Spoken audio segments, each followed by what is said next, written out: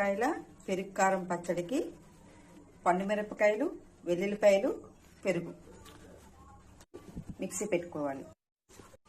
Mixie పెట్టుకున్న పండు మిరపకాయలు, వెల్లుల్లిపాయలు వేసుకోవాలి. వేసి తగినంత ఉప్పు వేసుకోవాలి. వేసి మిక్సీ పెట్టుకోవాలి. మిక్సీ పెట్టుకున్న పోపు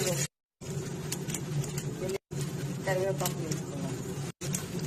ముందుగా మిక్సీ పెట్టుకున్న పండు మిరపకాయలు పేస్ట్ వేసుకోవాలి. వేసి బాగా కలుపుకోవాలి. పోపు బాగా చల్లగా అయింది కదా, ఇప్పుడు కప్పు పెరుగు వేసుకొని కలుపుకోవాలి.